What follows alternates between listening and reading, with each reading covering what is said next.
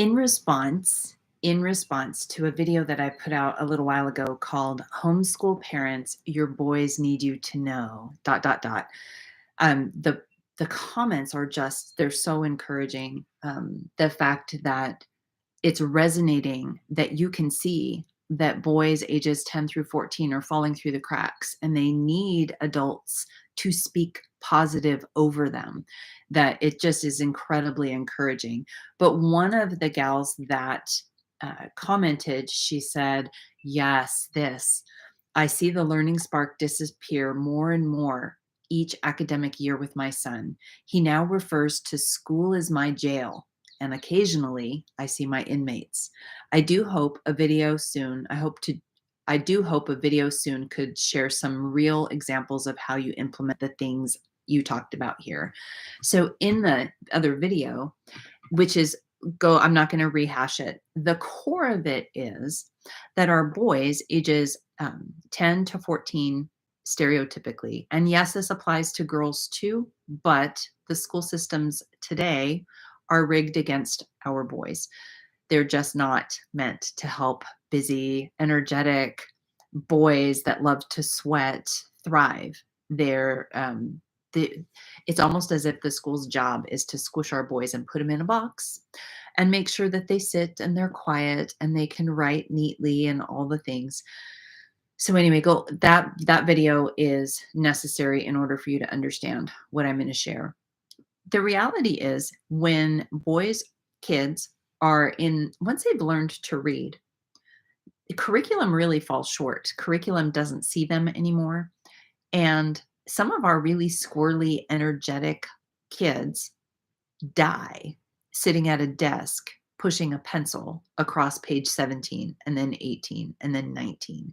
Some of the kids that I'm tutoring are all of the kids right now in my little corner are all boys, and their ages anywhere between 12 and 17. And a few of them have ADHD, and the reports from the schools basically have like a big old troublemaker stamped on it. But I know better. I can see through the crud. I can see that the schools are falling short, that the adults are not seeing these kids the way that they are uniquely and wonderfully made. And they're trying to squish the uniqueness out of them in order them to fit into the little square so they can earn the money from their degree. Boys. So what can you do? Once you watch that video, you're going to see there's a very real need to reach out into the abyss and to grab onto the boys and to pull them back into reality.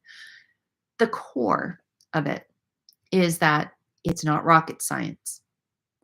It's not. So anybody can do this. But it does take determination. It does take patience, and it takes grit. It takes I'm not gonna quit attitude, because you can see the child, even though they think they're a man. You can see the child, and you can see where you hope that they will go, and your words will help them get there. You can either tear them down or you can build them up. These are things that you know right in the core. So what do? We raised 5 sons. It's as crazy as it sounds. 5 sons with an age spread of 12 years. So we have 5 years between the first two, 3.5 years between the next two, and then boom, boom, boom. So we've got 5 kids. I always said we had 3 different generations, and we got better and better at raising up our boys as we had more kids and they got older. The reality is right around the time that curriculum falls short, it happens right at the same time that the hormones flood the young boy's body, short circuits their brain, and causes all kinds of emotions to be floating in the air. And they are so filled with confliction because they know they're supposed to do stuff, but they struggle with stuff. And pride from being confused can cause big emotions. And it can be, we'll just use the word exciting. So what can you do? I need you to understand that when you're looking at your 12-year-old, and I'm just going to pick the number 12, but this from now on is anywhere between 12, 14, can be even a little earlier, can even be a little bit older. But your 12-year-old is going to exhibit first, likely, some kind of a negative thing. They can't focus. They can't sit still. They won't get their work done. They're just all over the place. The society will want to label them ADHD and will want to medicate them, when in reality, whatever is being put in front of them is not interesting and they just don't give a rip about what that thing is. And so their very busy creative brain is going to find something else to focus on, whether it's something that's going on out the window, poking at a brother or sister across the table, or causing problems within a classroom. That 12-year-old, you're going to see the negative first. You're going to see disruption. You're going to see disorder. You're going to see something negative. But I need you to put on your creativity cap at this point. That is a foreshadowing of something amazing on the other side. It is typically when the kids are disruptive, when they're really, really busy and really hard to handle, and what do you call it? Strong willed, all those things. Those are characteristics of leaders that have been refined, right? So when you think in your mind of who are the most incredible leaders that you've ever seen or ever been under, and you will find things like they are determined, they are strong, they are meek, strength under control, they are determined, they are compassionate, they are refined, right? But your 12-year-old boy is flooded with hormones and can't think straight, and is going to be like a train wreck at first, even though he's destined to be something amazing in the future. So your job, my job, is to see the floundering 12-year-old, the floundering kid, and to see what the thing is, and then to use your imagination and your ability to look forward and say, ooh, that works into your future in this way. Let me give you a couple examples. I have 5 sons. They are all completely and totally different, which made it really hard to be a consistent parent, because just when I thought I knew what I was doing, the next one, it didn't work on the next one. So 2 of my most extreme kids. One is our most academic. We call him the gentle giant. He's now 6'2", almost 6'3". And if he sees something in nature, will lay down on his stomach and he will sit there and observe all day long. So that's child number 1. Child number 2, right underneath him, our youngest, is basically energy personified. The kid can't sit still. He knows that if he sits still, he crashes, he falls asleep. And so his entire life, it was calm down, sit down, be still. He was energy. So I've got a really still child and a really, really busy child. The still observant child, from when he was really, really little, it was very clear that he was drawn towards things that required big thought, big concentration. I remember talking to a mentor and saying, it drives me crazy. I ask him a question and he'll sit there for a very long time before speaking. And then he'll come out with basically an essay answer.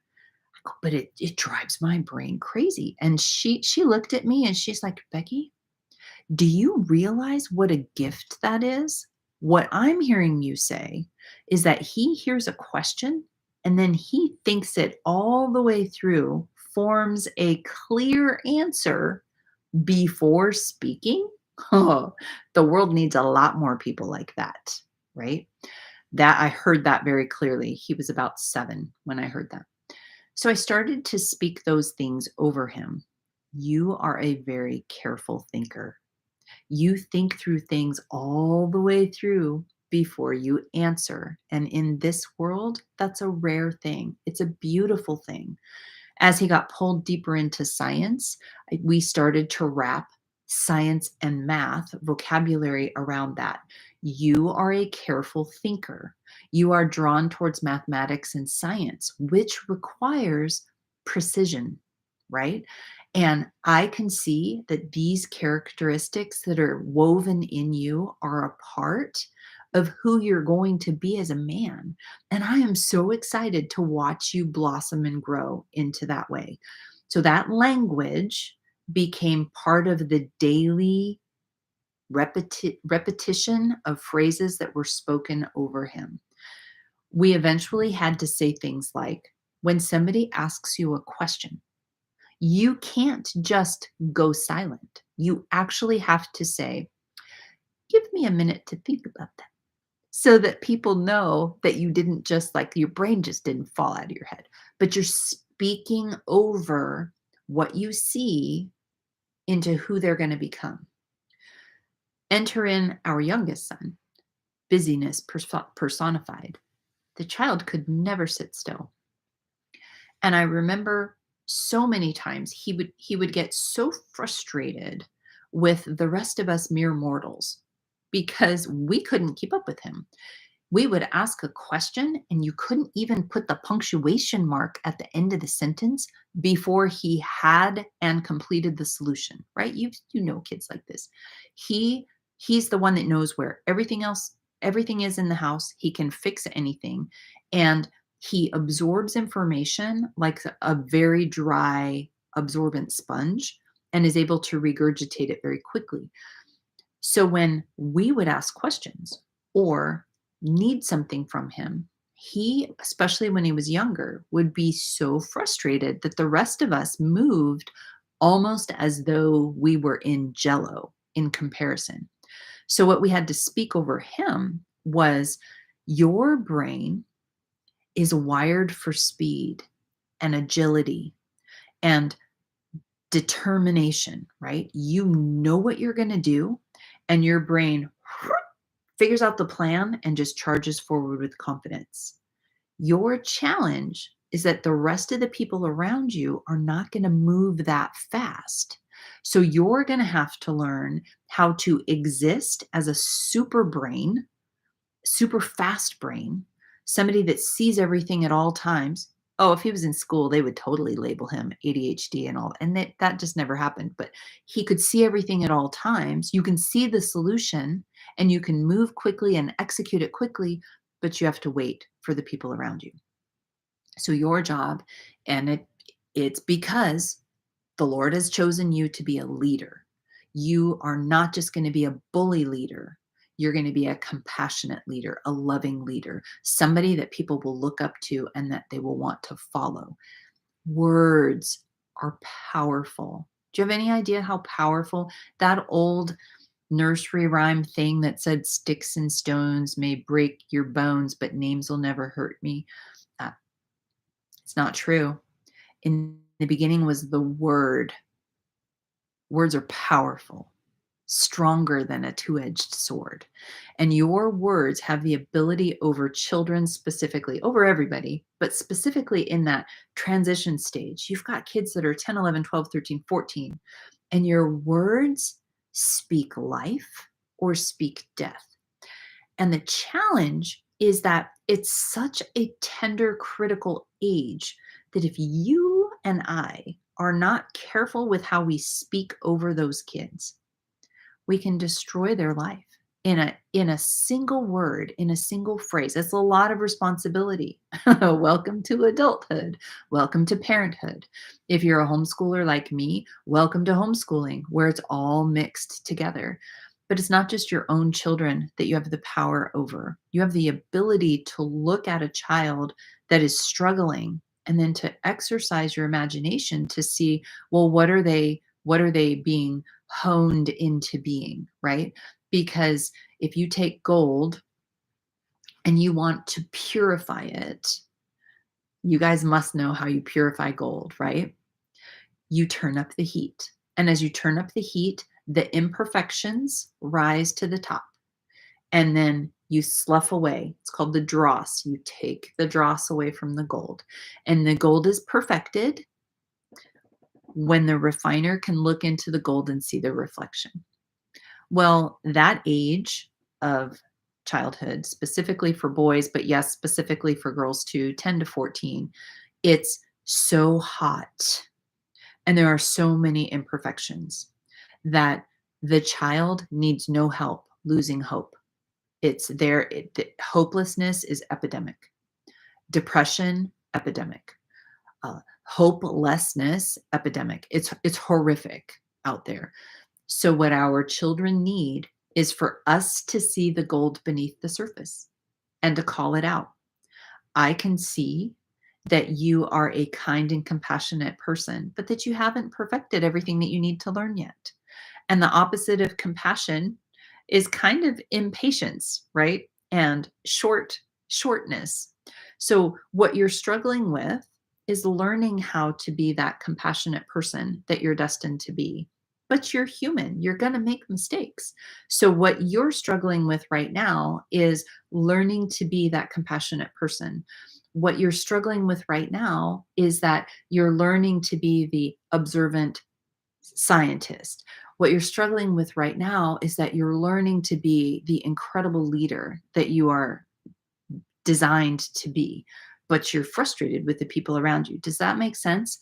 So the way that you help your kids, the way that you help your boys, the response to the video, homeschool parents, this is what your boys need to know, is that it's easy